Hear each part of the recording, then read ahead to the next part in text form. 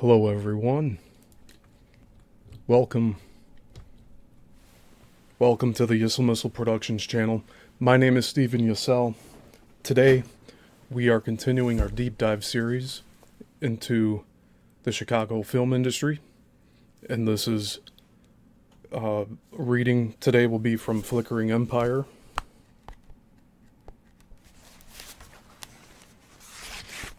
And we are covering Chapter 7 of the Edison Trust.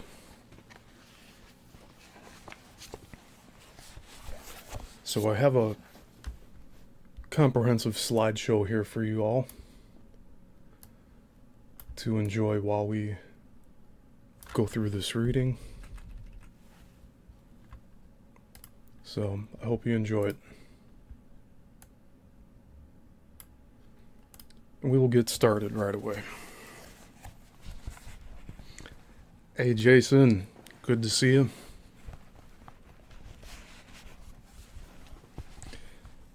Okay, Chapter 7, the Edison Trust. George Spohr and Gilbert Anderson were getting their company underway during a particularly tumultuous time in the motion picture industry.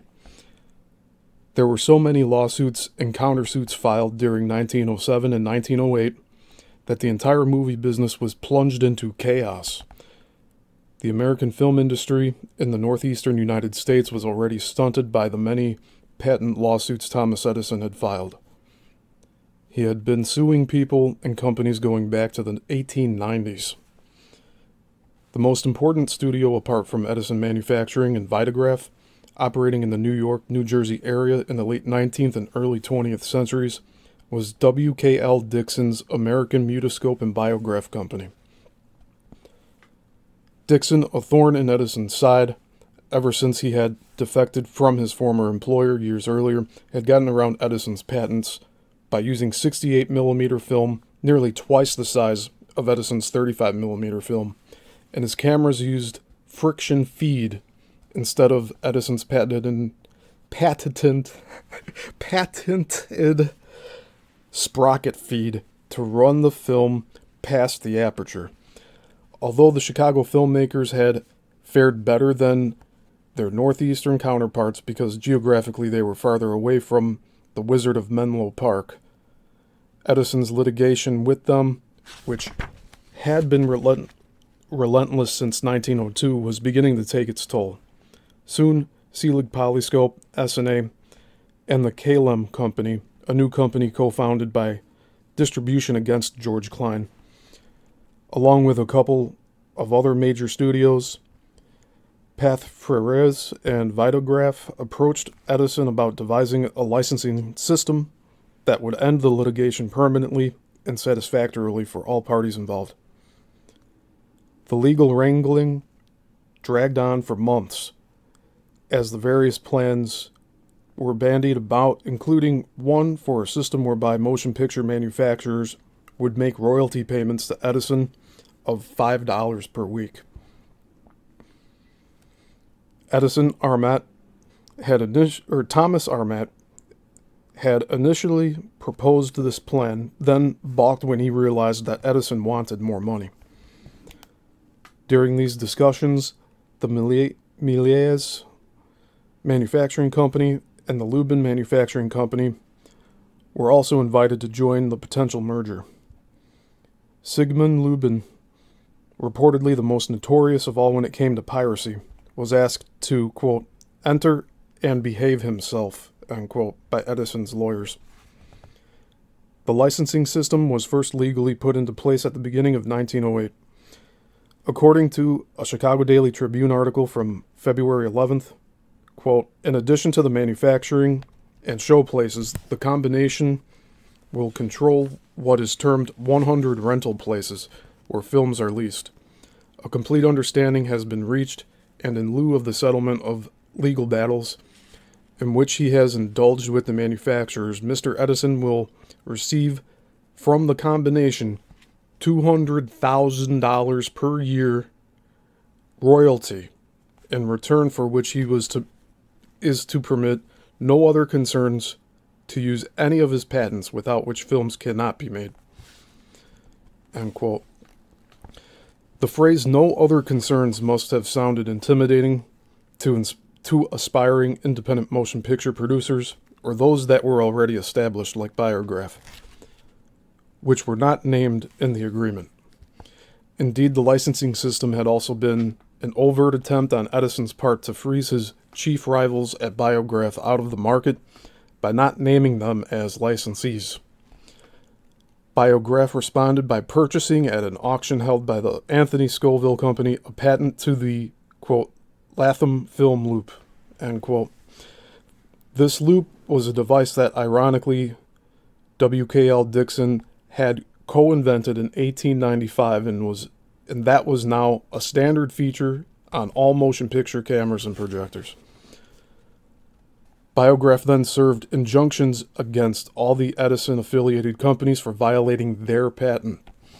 Edison predictably countersued in an attempt to gain control of a patent that he claimed should be rightfully his. For once, a federal court ruled against him. Edison also sued George Klein, his old on-again, off-again nemesis, in May 1908. Although Klein had just co-founded Calum, like S&A, the company was named after the first initials of the last names of the founders, Klein, Samuel Long, and Frank J. Marion. Calum, KLM. He actually sold his shares in the company at a significant profit before it entered into the Edison agreement. Klein, as an importer-distributor of European films, had rejected Edison's offer of a license. Earlier, Klein did negotiate with Edison's lawyers, but he was put off by their insistence that no new applicants would be granted licenses. Klein then joined Thomas Armat and Biograph in waging a public relations war by placing advertisements about the dangers of an Edison Trust in numerous motion picture magazines and in the Chicago Daily Tribune, though eventually Klein, Armat, and the Biograph would all reluctantly join such a trust.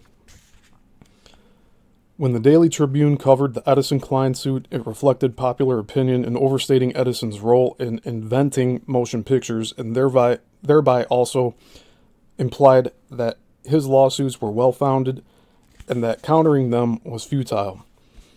Quote, the art of reproducing motion by photography was invented and to a large extent made commercially possible by Edison. Patents were granted to him covering first the camera used for getting the pictures and second, the motion picture film as a new product.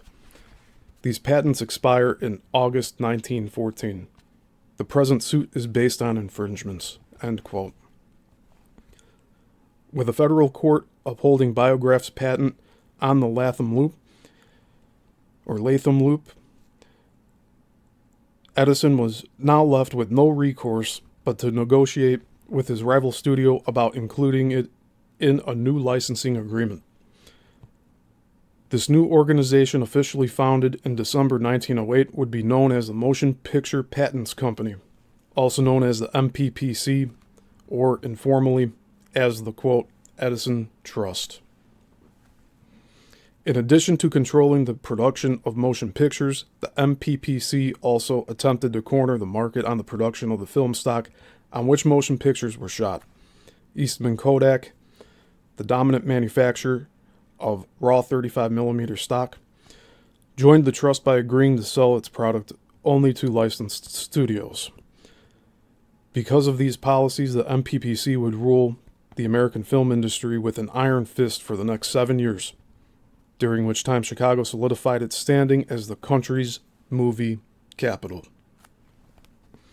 The merger between Biograph and Edison's interests were based on a 4-page document drafted by both parties at a closed-door meeting in May 1908, a meeting that they would deny took place at future antitrust trials.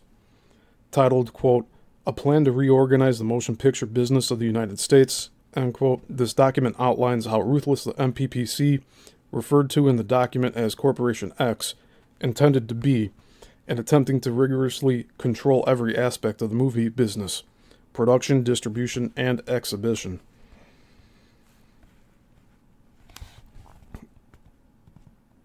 So there's also, so we're going to be reading some of what was in this document here. Manufacturers will pay to the Edison and Biograph interests half-cent per foot royalty on all films marketed in the United States. Exhibitors will pay to the same interests a royalty running from $1 to $5 weekly for each motion picture projecting machine in use by them, the amount to be based upon the seating capacity of the exhibitor's theater. A corporation is to be formed, which we will call X, as capital stock Y. The business of Corporation X will be the renting of films, sale of machines, and other items usual in the trade. Manufacturers will sell exclusively to Corporation X. Corporation X will buy films from the manufacturers only. Corporation X will rent films and is not to sell them. Corporation X will not buy films from any manufacturer who does not maintain the conditions agreed to. The board of directors of Corporation X is to be composed of one representative of each manufacturer. The board of directors will determine upon the cities of the United States which have been active in the film rental business and select from existing rental exchanges in each city 1 to 3 which are to receive an offer of purchase as hereinafter provided, these to be thereafter maintained as rental offices to Corporation X. The total number of agencies so selected is not to exceed 50 in the United States. No fixed rental prices are to be established. No theater will be forced to pay a sum for film rental which is oppressive, the elastic scale acting in favor of those that need consideration. Theater owners engaged in evil practices can be disciplined.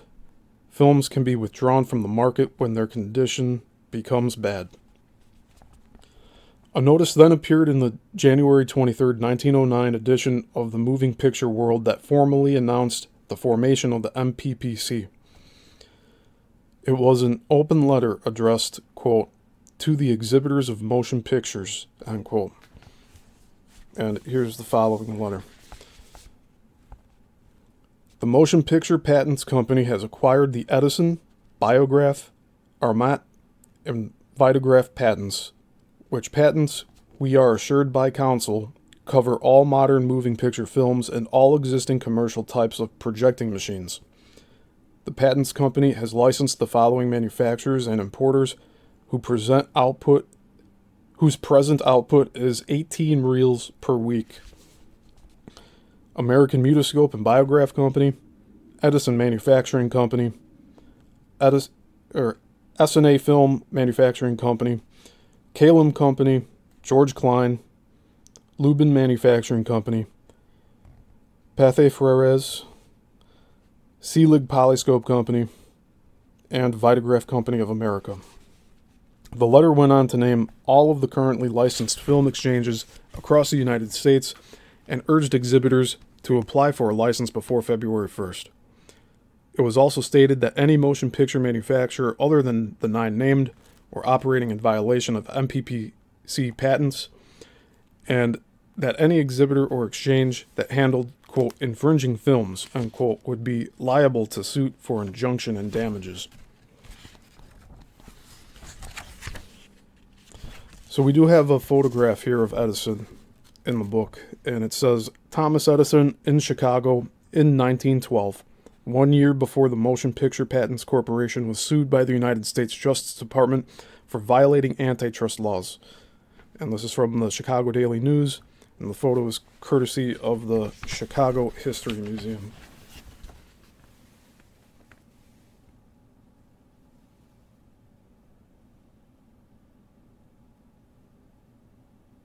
I'm not sure if this is in the slideshow or not. It very well could be. All right, continuing on. Enforcement in Chicago of trust policies was swift. Immediately after the notice appeared in Moving Picture World, quote, license officers, end quote, from every police precinct visited all of the city's Nickelodeons to determine whether or not they had complied with the law requiring theater operators to be officially licensed by Edison. At the same time, the MPPC sent out a circular to all of Chicago's film exchanges, demanding that they sign a new agreement refusing to distribute to these theaters any films that had not been officially licensed under Edison's patents. Max Lewis, president of the Chicago Film Exchange, one of the largest and earliest local distributors, refused to comply and publicly complained that the MPPC was acting in violation of the Sherman Antitrust Act. Unfortunately for the independents, Lewis's resistance was short-lived. The Chicago Film Exchange's license was canceled after Lewis became embroiled in an unrelated business scandal later in 1909. The Edison Trust also allegedly resorted to hiring thugs with mob connections, the notorious, quote, goon squad, end quote, to enforce MPPC policy. According to Chicago filmmaker and writer William Grisham, quote, goon tactics were employed to break the backs of competition. Equipment and films were destroyed, property wrecked, lives threatened, end quote. The trust also exerted pressure on its own licensed studios, which were required to meet a production quota. 2 one-reel films per week for the bigger companies and a single one-reeler per week for the smaller ones, to ensure that a steady supply of product would reach licensed theaters. While the Chicago studios saw an explosion of growth in 1908 and had no trouble meeting their quotas, New York-based Biograph, by contrast, initially struggled. Biograph had only a single director, Wallace McCutcheon, under contract. When McCutcheon became seriously ill in mid-1908, D.W. Griffith, then an undistinguished actor and playwright, replaced him. Griffith would be the sole Biograph director through 1910, during which time he would hone his impressive talents, directing literally hundreds of pictures, almost single-handedly turning around his employer's fortunes in the process. While touring Europe in 1909, Colonel Selig granted an interview to a British movie magazine in which he defended the trust by essentially denying that it was a trust, while simultaneously denigrating the shoddy production methods of its independent American rivals. Quote, well, unquote, Selig said, quote, the independents can't stand up against the patents company, who have made enormous strides and are now doing better than ever because they have command of the best films. The fact is the independents are financed by the International Projecting Company, who may know something about finance but nothing about films. The patents company was never a trust and never meant to be. It was simply a business measure of protection and self-help to uphold their patents, end quote.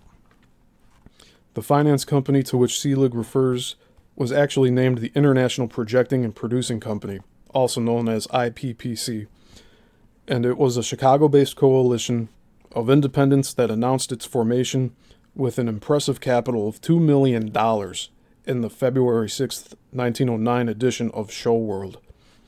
The mastermind behind this operation was J.J. Murdoch, the general manager of the Western Vaudeville Managers Association. The founding of this coalition inaugurated a bitter war between independents and the trust that would last for years.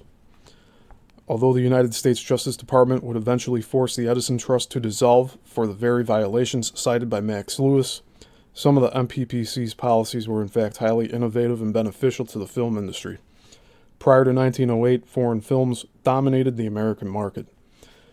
Once American manufacturers were licensed, they dramatically increased their pace of production in a period of intense competition both with each other and with foreign manufacturers. This dramatic increase in product led directly to a golden age for studios such as SNA and Selig Polyscope. More important, the MPPC established a uniform rental space for all licensed motion pictures. This fixed tariff meant that no studio could undercut any other by offering lower-priced films to distributors.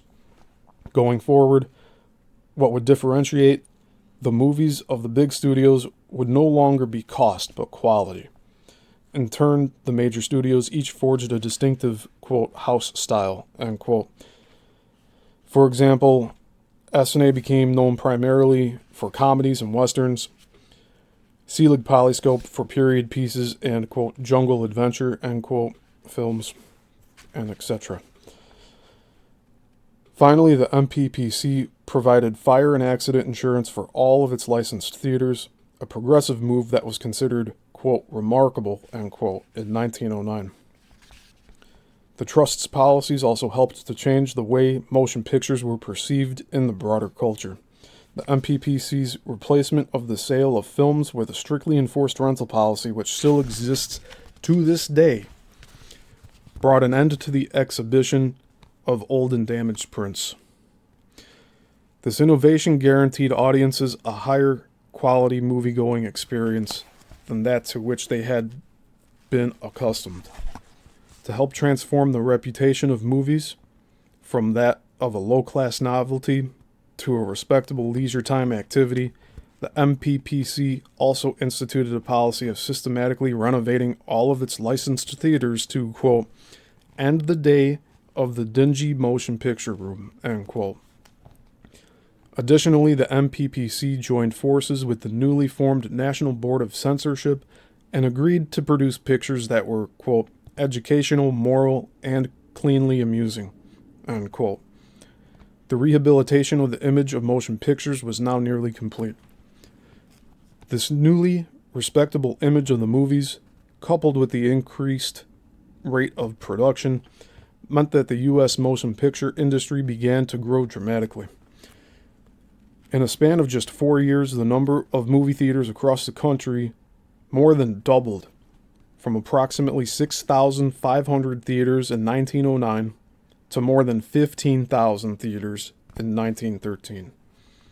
Unfortunately for the MPPC, unlicensed independent theaters, which accounted for the majority of the movie houses in the country beginning in 1911, managed to get a hold of and exhibit licensed films. This flaw in its plan led to the Edison Trust to form a new company, the General Film Company, also known as the GFC, the purpose of which was to purchase film exchanges in an attempt to, quote, cut out the middlemen, end quote, and control distribution for themselves. As with the MPPC, the formation of the General Film Company was outlined in a 3-page document almost ominously titled, quote, details of a plan under which licensed manufacturers and importers will take over the licensed rental business of the United States, end quote. This blueprint was first presented to MPPC leadership at another closed-door meeting, and the General Film Company was first officially announced in mid-April 1910. Just as Thomas Edison was not single-handedly responsible for most of the inventions credited to him, however, neither was he the sole force behind the MPPC or the GFC. The Edison Trust was the brainchild of many individual minds. The president of the General Film Company, for instance, was Frank Dyer, who began his career as an Edison patent attorney in the 1890s, but whose responsibilities had exponentially increased over the years. Although all of the members of the MPPC appeared to be publicly loyal, its individual members sometimes drastically differed in their attitudes. George Spohr and Gilbert Anderson had eagerly joined the trust and its affiliates, while George Klein and William Selig, pronouncements and interviews to the contrary, had been more reluctant. Some film people felt that while the MPPC had initially spurred a healthy sense of competition among the studios, membership made them increasingly complacent as time went by. Charlie Chaplin, for instance, thought that SNA's membership in the trust gave it a false sense of security and eventually led to a lack of concern about the quality of its output. Selig, on the other hand, had become increasingly interested in innovation, as evidenced by his production of cliffhanger serials, longer format films, and experiments with sound and extensive color tinting. Privately, the Colonel was frustrated by the Trust's regulation of the form and content of the pictures it distributed, in particular by its initial, inflexible rule of distributing only one-reelers, i.e. movies that ran no more than 17 minutes in length. By merging its production and distribution companies, a merger that would provide the model for the Hollywood, quote, studio system, end quote, of the 1920s through the 1950s, the MPPC had successfully increased its monopoly over the industry. Although many film historians have, with some justification, negatively portrayed the Edison Trust as a repressive institution, its achievements in both stabilizing and helping the fledgling movie industry grow should be acknowledged. The Motion Picture Patents Company and General Film Company invented the template that would eventually be explicitly followed by the next generation of studio moguls in Hollywood's beloved Golden Age. The moguls of MGM, Paramount, 20th Century Fox, Warner Brothers, and RKO would go even further with their monopoly by also vertically integrating exhibition when they established their own movie theater chains. That's it for today. That is the end of part 2 of this book. That was real quick today. So next week will be part 3. We'll be starting this, and it's the golden age of Chicago film production.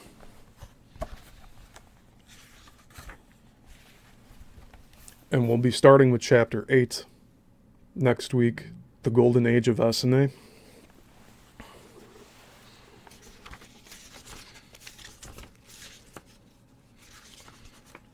And yeah, there's some more photographs in this chapter.